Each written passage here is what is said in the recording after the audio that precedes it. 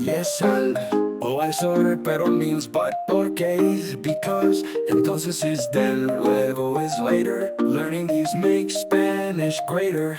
Pero ¿por qué? Let's use connectives every day.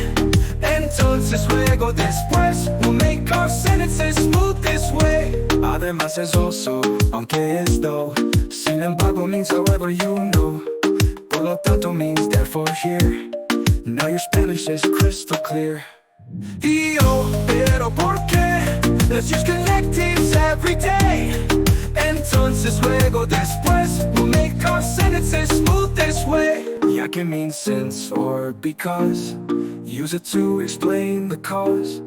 Por ejemplo means for example. With these words your Spanish grows ample.